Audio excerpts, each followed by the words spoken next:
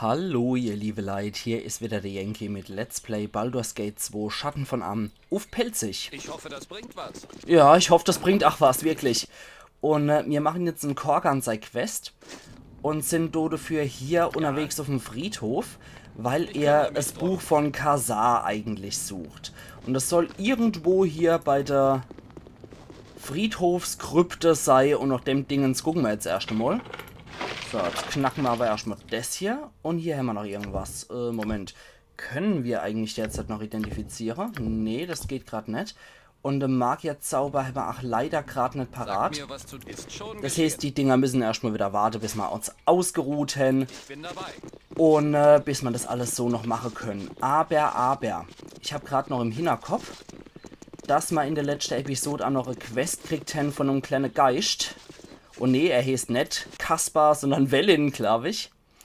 Und zwar geht's um so einen wiesten Kerl, der ihm seinen Teddybär Feinde geklaut haben hat. euch aufgelauert. Verteidigt euch. Ja, und jetzt sind uns auch noch Feinde aufgelauert, die Säckler. Okay. Also, rufende Wetter. Korgan, du kümmerst dich erstmal um die Magie wirken. Und Anomen, du ebenfalls. Die anderen können immer noch schnetzeln, was ihnen im Weg steht. So, Korgan hat die Person abgeschlachtet. Jetzt geht es nur noch um die andere magische Person. So. Das kann halt immer mal wieder passieren, dass eben hier die Leute hochrennen und hochsteigen und dass man hier mit gegnerischer Gruppe zu tun hat, die eben in der Stadt überfallen. So, und da der da rumrennt wie ein kopfloses Hinkel, war es geschickter auf Fernkampfwaffe umzusteigen. So, ihr macht Dendo platt und der ist auch gerade gefallen, deswegen auf Dendo drauf. So. Die machen es eh nicht mehr so lang. Ja, Korgan macht schon ordentlich Schade, muss ich sagen.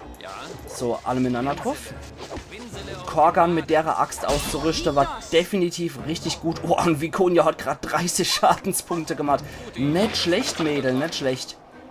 Der macht ein paar nützliche Sachen, wie ich sehe. Also die Gruppe scheint echt was drauf zu haben. Pfeile plus Ends, die landen wir sofort in unserem Köcher. Der kruscht kann fort so lang. Und was haben wir dann? Du, ein Plattenpanzer plus 1 mit Rüstungsklasse 2, der ist magisch. Und der hat Rüstungsklasse 2, das heißt any besser. Okay, kann aber nicht mehr anwenden wegen dem Schutzring. Das heißt, das Ding kommt fort. Und er kriegt das Ding A dafür. Dann sind wir wieder auf gleicher Rüstungsklasse wie zuvor. Ach, das macht aber nichts. Er kann es nicht verwenden, kann es Vikonia verwenden. Vikonia kann es und sie hat bisher die größte Rüstungsklasse. Irgendwie beängstigend, wie ich finde. Okay, der hat was. Das ist auch noch was Schickes, was sehr, sehr Schickes. Kurzschwert, was wir leider gerade nicht identifizieren können. Aber, wir sind ja auch skilled auf Kurzschwert. Schauen wir doch mal, was das dann für Dingens ist, wenn wir das identifizieren lassen können. Da ist auch noch was Schickes. Was haben wir dann da? Haben wir wieder Pfeile plus 1. Perfekt, reihende Köcher mit hier. Ein Kurzschwert plus 1. Das kann Korgan haben. Da sind noch Sachen zum Verkaufen. Die Tränke können 8 dort hier. Was ist dann das? Ein Streitkolben plus 1 als an Korgan mit der Waffekammer. Der dort auch noch Zeug, was man verkaufen kann. Das da kann in der Beidelrei. Und da haben wir wieder Pfeile plus 1. Perfekt. Nehmen wir doch liebend gern A. So, ich will dich aber nach wie vor auf deiner Fernkampfwaffe haben. Und da haben wir jede Menge Zauber. Die können... Hat Vikonia den Beutel? Nee. Den hat Anomen dann immer noch. Okay. Man kann jede Menge Spruchrolle, Zauber, Gedönserei. Ich würde sagen, es ist eigentlich nicht schlecht, dass wir jetzt gerade unterwegs sind zur Kupferkrone, um den ganzen Schampel nochmal zu verkaufen. So, und Beute haben wir auch gemacht bei der gegnerischen Gruppe. Warum auch nicht? Die wollten uns überfallen, ging fett in die Hose das Ganze. Aber so läuft's halt. So läuft's halt. So, dann wieder zurück in die Slums. Und zur Kupferkrone. Dann kümmern wir uns um den Hansel, der den kleinen Bu abgemurkst hat und ihm auch noch sein Bär geklaut hat. Das Arschlöcher gibt's auf der Welt. Korgan hat ja selber auch schon gesagt, nicht mal er tät Frauen und Kinder versklaven. Und Korgan ist chaotisch böse, wohlgemerkt. Okay. So, erstmal mit dem Wirtretter. Mehr Speckmann. Bei mir ist das Bier Billig. Genau, das wissen wir. Okay, dann verkaufen wir den Schampel hier. Und ansonsten identifiziere kann der leider nicht. Das ist sehr, sehr schade. Dann haben wir hier, das kann weg, das kann weg. Der Streitkolben plus 1, der kann genauso gut fort. Dann haben wir hier, identifizieren Rolle bringt uns nichts. Der Feuerball haben wir 2-mal, das heißt, den können wir einmal verkaufen. Magisches Geschoss machen wir auch einmal. Furchtbannen behalten wir noch drin. Das ganze Gedöns behalten wir auch. Kleine Kugel der Unverwundbarkeit ist Quatsch, genauso wie Vampirgriff. Beherrschung, ja, lassen wir mal drin. Schockgriff und Flammenpfeil ist wiederum Käse, kann fort. Aller Hopp. Dann war das. Und die Riese-Stärke-Tränke können auch fort. Jetzt können wir nochmal hier reingucken ins Inventar, was der Hansel noch eventuell für uns schönes parat hat. Was ist dann das hier? Rosenklinge plus 3. Ist das, was ist dann das für Dingens überhaupt? 2W4 plus 3. Als was zählt dann das? Das zählt als Langschwert. Okay, ist unnötig. Sah nämlich aus wie Katana auf den ersten Blick. Okay, was haben wir dann da noch? Der Schläfer. Das ist ein Flegel-Streitkolben. 2W4 plus 2. Ja, nicht so besonders doller. Kurzbogen. Das war die Azurklinge, die kann nur von guten Charaktere getragen werden. Und Korgan hat ja schon seit solchen das Rechtliche. Es sind nur Zauber. Alle hopp, jetzt speichere ich mal kurz. Ich weiß, wo der Hansel steckt. Ihr wisst vielleicht auch noch, wenn ihr bei der Episode Spielspaß und Spannung aufgepasst habt. Und der befindet sich dort hier, der Typ. Und ich rede jetzt auch nicht mit dem. Ich versuche ihn jetzt einfach mal zu meucheln. Ich versuche den jetzt wirklich einfach mal zu meucheln und ohne Gespräch hoffe, dass das mein Ruf jetzt nicht irgendwie total vor die Hunde bringt. Und wenn dem so ist, dann lade ich den Spielstand einfach noch einmal. So, können wir hier genauso gut nochmal einen Quicksave machen. Und rein. Jetzt passt es natürlich wieder. Jetzt gehen wir hinter den Typi und meucheln den. Ah, scheiße, komm. Dreht er sich jedes Mal? Das ist natürlich sehr blöd und ungünstig.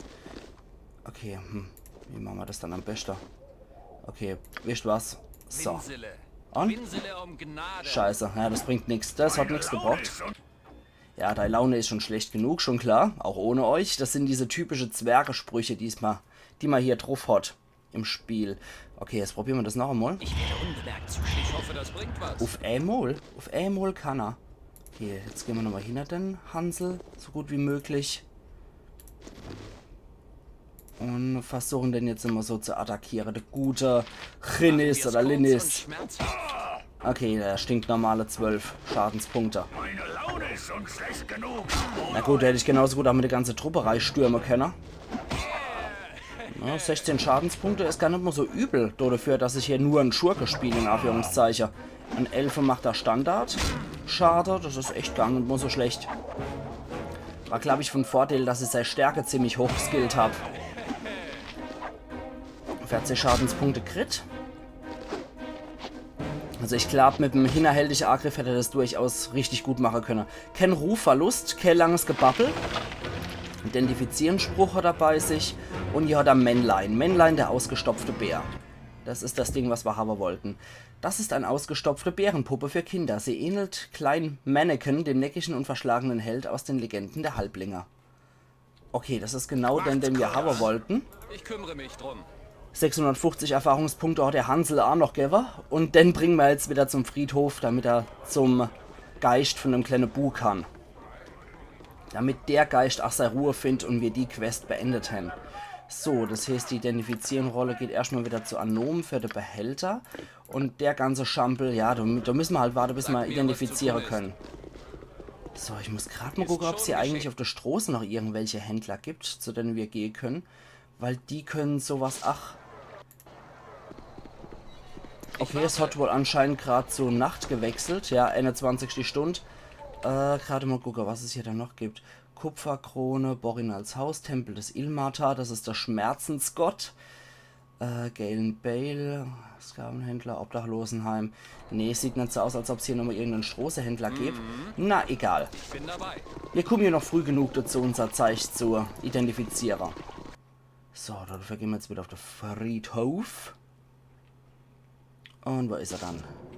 Jetzt habe ich leider die Sequenz weggeklickt. Das ist eigentlich sehr schade. Ich wünschte, ich hätte euch noch die Sequenz zeigen können. Idee, das mir zu übertragen. Schade, schade. Aber da werden wir bestimmt noch dazu kommen. Wer seid ihr? Ah, da ist er wieder. Mama, willst du, wo Männel ist, Horsten? Ja, Wellen, hier ist Eier am Bär. Ihr könnt jetzt schlafen gehen. Ihr habt ihn. Oh, vielen Dank, werter Herr, vielen Dank. Jetzt kann ich schlafen gehen, danke. Sagt mir, Und was zu Dodovor tun ist. gibt's 15.500 Erfahrungspunkte. Man kann die Rolle spieltechnisch nur damit begründen, dass der Charakter irgendwie abergläubisch ist und nicht will, dass der Geist von einem kleinen Ich warte, Buno ich hoffe, steigt. das bringt was. Södele. Oder dass der Charakter generell... Okay, da geht's runter in ein anderes Gebiet. Oder dass der Charakter generell bei Kinder doch irgendwie nicht eine Sache kann. So, was haben wir hier drin?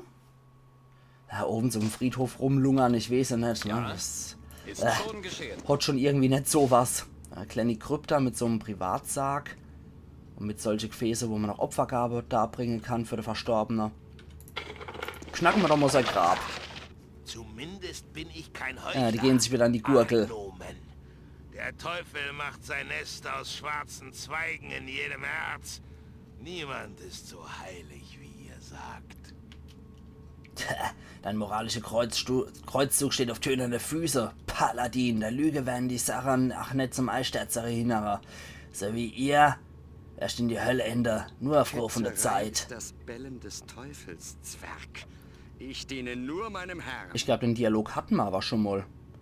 Euer Ruf hat nichts mit eurem Charakter zu tun. Priester, schwafelt Lüge, wenn ihr sie nötig habt. Kleriker, ich kann euer Geschichte aus den Gesichtern von der Toten lesen und es wurde noch nicht alles niedergeschrieben. Mein Gott hat ein Gesicht und Name, Ketzer. Das ermöglicht mir, sein großartiges Antlitz in die Seele von der Entgleisten und Ungläubige zu schnitzen. Scheint ja sehr nette Bursche zu sein, also die zicken sich schon kräftig ab, die zwei.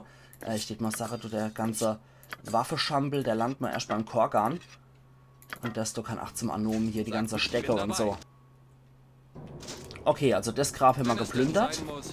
Ich glaube, das kann unseren Priester irgendwie nicht so wirklich gut heißen, dass wir hier da rumrennen und Gräber plündern. Aber naja, Rollenspieltechnisch hat er bisher noch nichts dagegen gesagt.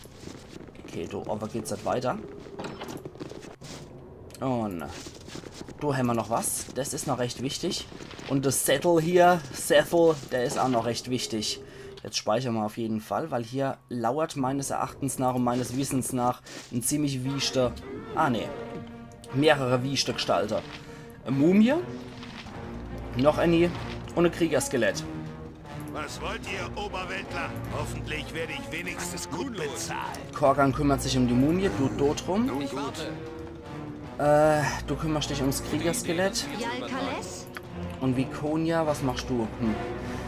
Was machst du? Du hast leider keinen Argriffszauber parat, dann kümmerst du dich um die Mumie. Oh Mann, für Anomen brauchen wir dringendst auch noch eine neue Waffe, würde ich sagen. Ach scheiße, der Streitkolben plus Ends hätte ich ihm geben können, den wir doch gefunden hätten. Okay, Korgan kümmert sich schon richtig gut um die Mumie.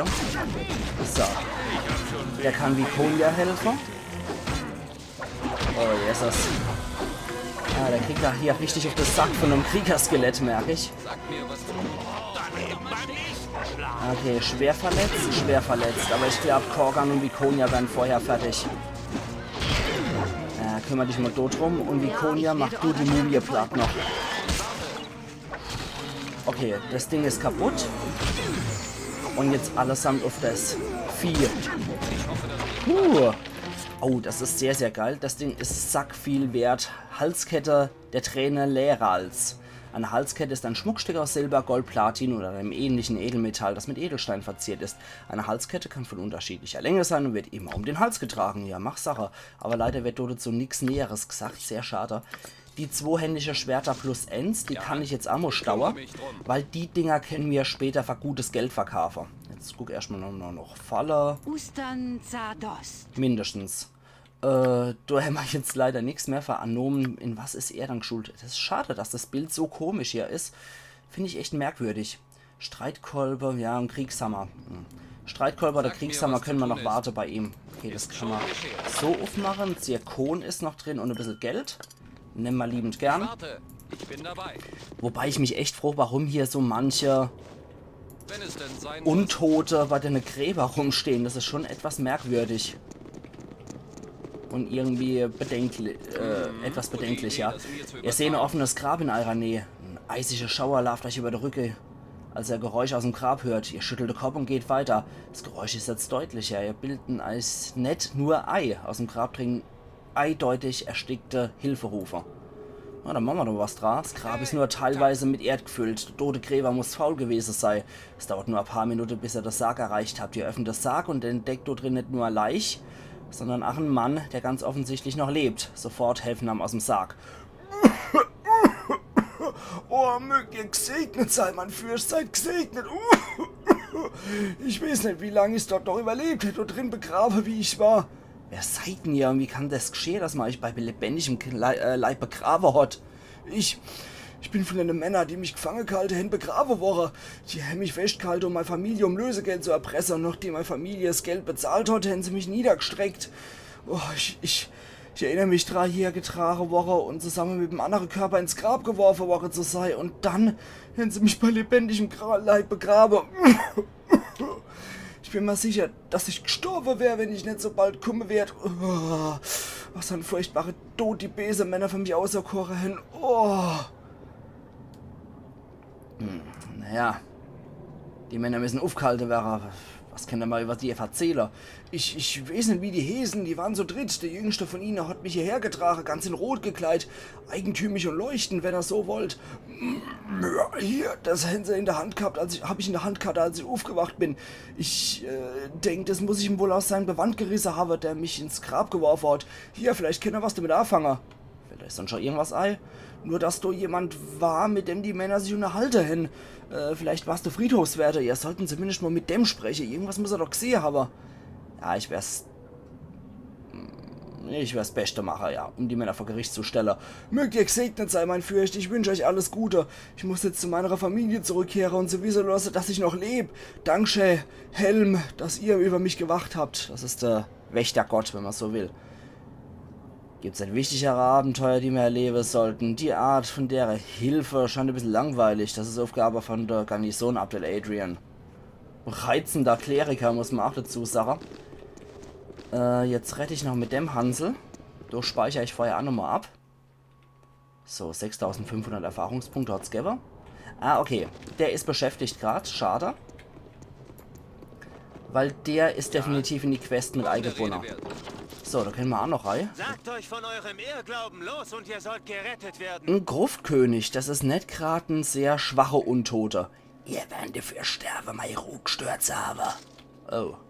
Nicht so gut. Allesamt auf der Gruftkönig. Ich stehe euch zu Diensten. Und du machst mal einen Säge hier rein.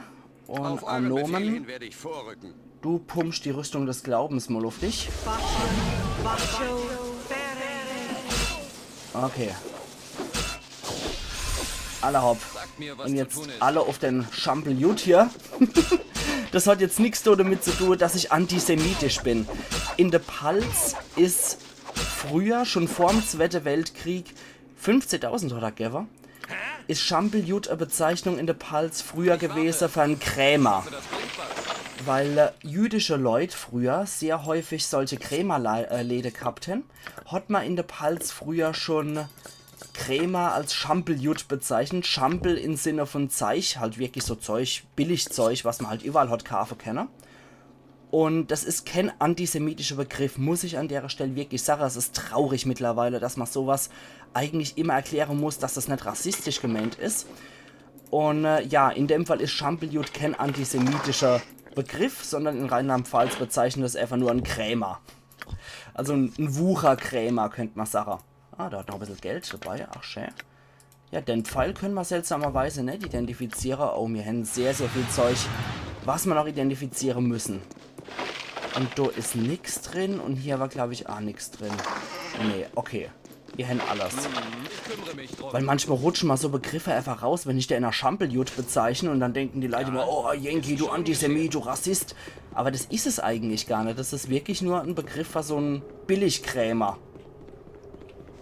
Es ist schon irgendwie herabwertend für jemand, der nicht gerade ein guter Geschäftsmann ist, aber es hat nichts mit der Religion Judentum zu tun, die man dort damit herabsetzt. Also wirklich nicht. Was ist denn das hier für jemand? Watschelt denn hier durch die Gegend? Trauern da. Okay. Gehen wir hier noch rein. Da kommen 2 Schattenscheusale. Die Sache Korgan Ja, das klingt und Abdel Adrian und ihr andere kümmert euch um die Mumie. Das Ultrinan! So.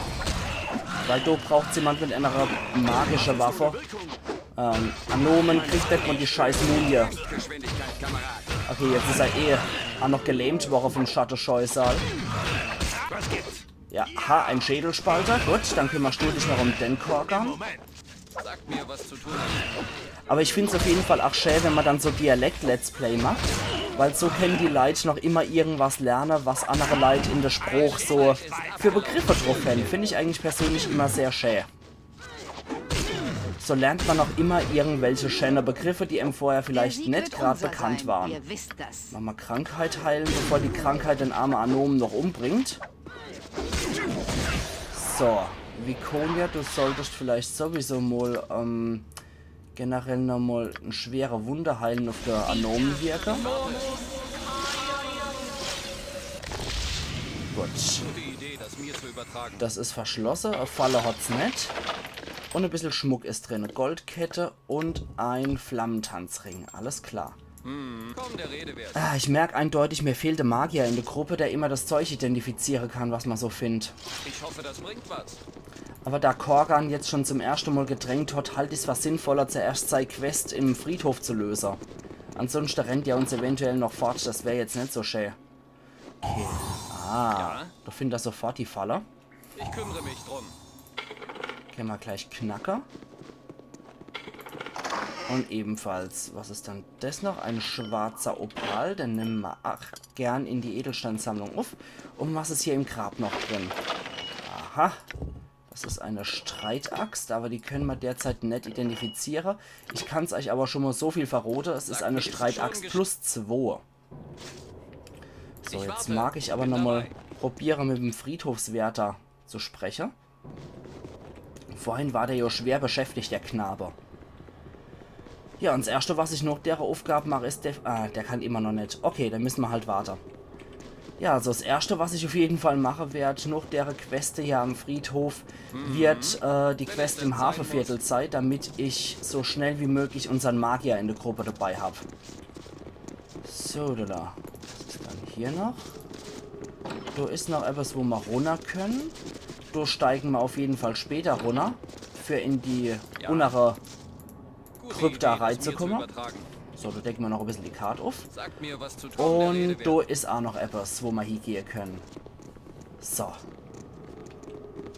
Also heute machen wir einfach nur ein bisschen Sightseeing auf dem Friedhof. Oh. 2 Kriegerskelette. Ich warte. Ihr 2 kümmert euch um das und ihr 2 um das hier. Deine Zeit ist abgelaufen, Freundchen. So.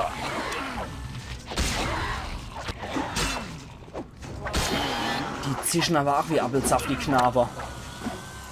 Ich hoffe, Die machen schon ordentlich Schaden. Das ist schon so gut wie kaputt. Noch ein Schlag von Korgan. Sehr gut. sagt mir, was zu tun ist. 4000 Erfahrungspunkte bringen die Bursche. Das ist echt ziemlich happig derzeit. Boah, Anomen. Ich drasch jemand. Aber das ist ein verdammt kurzes. Ja, der ist schon kurz vor knappig. So, erstmal alle Heiler. Und dann heilen wir unseren Hauptmensch. Und du, Viconia, heilst einmal unseren Hauptmensch und Anomen. Du heilst einmal deinen Zwerg, mit dem du ständig im Stress bist. Und du heilst mal unseren Priester. Unseren Kämpferpriester. Okay, wir haben wieder Zeichen, was wir verkaufen können. Wunderbar. So, das heißt, die Zweihanddinger gehen wieder an Korgan. Das kann in der Beitel und das kann in der Köcherei. Hervorragend. Das war abgeschlossen. Und 29 Münzen sind auch noch drin. Perfekt. So, jetzt heißt aber runter hier. Dabei. Also allesamt hier vor der Gruft sammeln. Und dann gehen wir in die Unerkrypterei und spielen die noch ein bisschen ein in dem Deal. Zack, runter mit uns. Also große Heilung haben wir auf jeden Fall. Schade echt, dass unser Magier noch nicht dabei ist. Der wäre jetzt hier sehr praktisch für ein paar Sachen. So, Abdel Adrian, du suchst jetzt erst einmal, genau. Das hatte ich noch im Kopf. Und hier auch noch. Meine Axt ist verdammt bereit. Ha! Und mir, was später zu tun ist. schlitze ich euch den Bauch auf. Ha! Gute Idee. Ich finde Korgan so großartig. Da haben wir noch Zeug. Das kann auf jeden Fall zu Anomen. Der Chazar, der kann Achrai. Genauso wie der Iol. Und die Schutzformel gegen Feuer. Die kann Achirei. Abdel Adrian guckt dich weiter noch Falle um. Und die andere gehen hinterher. Ja, ja. Ich Der warte. blöde Zwerg macht das schon. Ich finde die Bezeichnungen oder die ganze Sprüche von Korgan so absolut großartig. Aber ich glaube, da war noch was. Bei dem Ding eventuell auch noch. Bin ich mir nicht mehr so sicher. Gut. So, genau, ja. Ich hoffe, das bringt was. Oh, da kommt schon eine ekelhaft die Spinne arg schwappt. Ich kümmere mich drum. Alle zurück. Was ist das? Eine Schwertspinne. Okay. Also alle auf das eklige Vieh drauf. Widerlich. Mir was ist schon 2000 Erfahrung bringt sie. Manometer. So, jetzt gucke ich nochmal um. Hier gibt es nochmal 2 Sachen. Holzpflock. Das wird erst später im Spiel wichtig sein. Okay, das ist ein Strahl der Alterung und das ist eine geringe Zauberabwehr aller Hopfreihe in unseren Schriftrollebehälter. Dann die Sache. Ich warte. Wir positionieren uns hier schon mal und machen nochmal einen Quick Save. So, Corgi voraus. Was gibt's? Hoffentlich Der steckt am meisten wenigstens Ei. gut bezahlt. Alles dann auf die Riesenspinne. Für Schar. Oder nee, die Faserspinne. Eure Eingeweide antauen. Dann die kleine eklige Spinne können auch schnell weg. Weil die können sehr nervig sein mit ihrem Gift. So, Dilla. Perfekt. Das hat ja sehr gut geklappt. Okay, dann machen wir das so. Wir positionieren uns hier. Speichern noch einmal und unseren Dieb kann vorausgehen. Ja. Der kann dann schon mal die ekligste, stärkste Spinne sofort moschen mit so einem hinterhältigen Angriff. Ich werde unbemerkt zuschlagen. Sehr schön. Okay, was haben wir dann da? Da haben wir Schwertspinne, eine Phasenspinne und eine Riesenspinne. Die kann sich teleportieren, deswegen die zuerst. 29 Schadenspunkte hat es gemacht. Die Spinne selbst ist schwer verwundet. Okay, jetzt müssen wir halt wieder zurückkommen irgendwie. Gut, ihr Macht's gut. drauf Ustan. und das Wetter und Anomen, du machst auf das eklige Vieh. Sehr schön, das hat getroffen. Abdel Adrian, du gehst wieder zurück in Sicherheit. Was wollt ihr? Hier auf das Vieh. So. Alle auf die Phasenspinne, Abdel Adrian schon mal auf die Schwertspinne. So. Gut. Gruff und du schon mal auf die Schwertspinne zusammen mit Abdel Adrian. Oh, Vikonia wurde schon vergiftet. Ich werde angreifen. Also heilt sie. Sie hält leider nicht allzu viel aus. Und jetzt alles haben das eklige Vieh noch drauf. Puh. Sehr schön. Boah, die Musik, die Kampfmusik ist ach so geil. Also generell muss ich sagen, Baldur's Gate hat ein absolut großartiges Soundtrack, was das angeht. Du hätten wir auch noch alternativ rauskommen können, aber ich gehe immer da ohne links raus, Mir was zu. Ich warte. Ich bin dabei. weil wir dort immer noch die Gegenstände abstauben und die Falle entschärfen können. Das ist meiner Meinung nach immer der passendste Ort, um hier rauszukommen. Da haben wir dann noch etwas.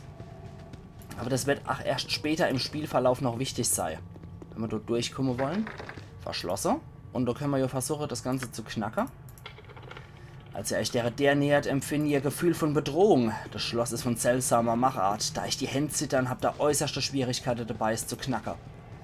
Das ist auf jeden Fall ein Bereich, der noch sehr viel später im Spiel wichtig sein wird.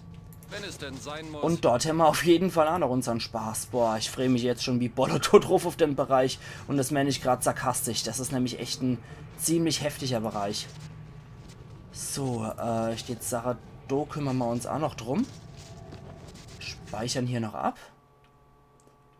Und das machen wir auf jeden Fall noch halt. Ich werde gute Idee, das mir zu Weil übertragen. da lauern auch noch ein paar Viecher auf uns. Die Schwertspinne, 2 Waldschrate, also 2 Schwertspinnen und 2 Waldschrate.